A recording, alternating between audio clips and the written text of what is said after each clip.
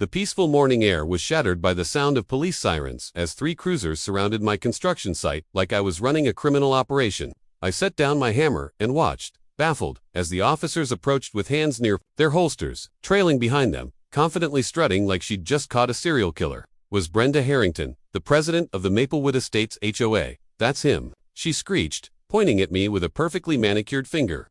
That's the squatter illegally building on protected HOA land. One of the officers, a tall man with graying hair named Officer Davidson, approached me cautiously and asked for identification and construction permits. Calmly, I reached for my wallet and the folder of documents I'd been carrying ever since Brenda began harassing me. I think there's been a misunderstanding, I said, handing him the papers. This is my property. Brenda pushed forward, red-faced. Don't listen to him.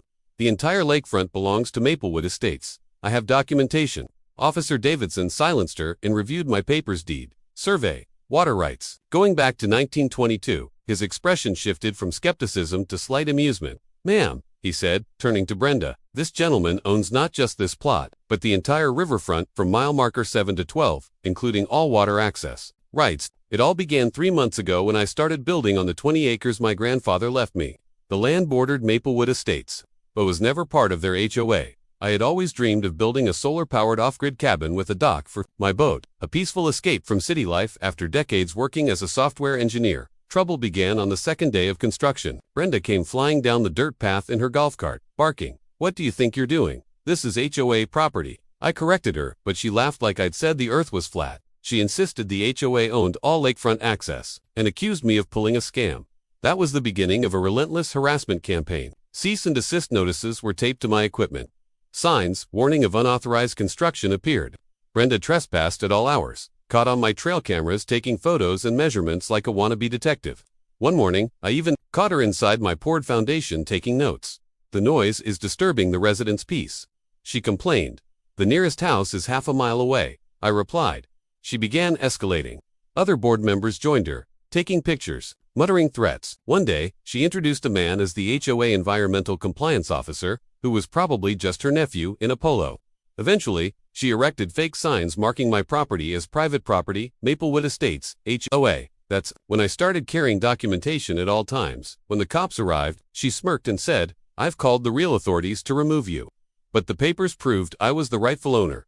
Brenda turned purple with disbelief. "We've been using that beach for 20 years, she exclaimed. "Using and owning are two different things." Officer Davidson replied, "According to these documents, you've been trespassing for 20 years. I spread the survey map on the police cars who my grandfather owned from here to here," I said, pointing to the boundaries. "That includes your beach, the hiking trail, and the boat launch."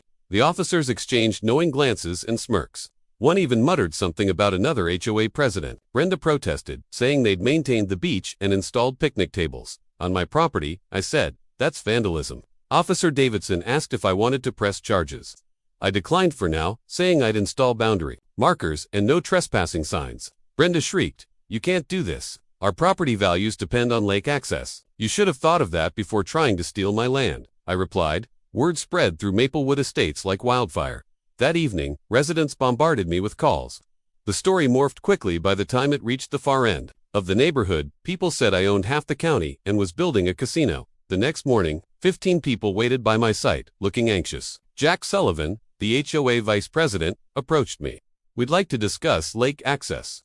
"There's nothing to discuss," I replied, continuing my work. "It's been mine since 1952. Jack glared at Brenda.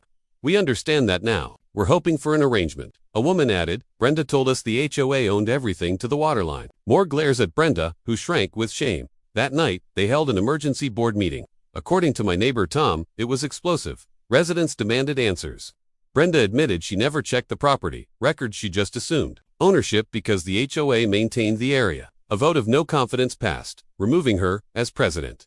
3 days later, I began building a split-rail fence and installed no trespassing signs. That night, Brenda made her final mistake. At 2 a.m., my trail camera caught her trying to pull out the fence posts with her Mercedes. She dragged 50 feet of fence and ended up stuck in a ditch.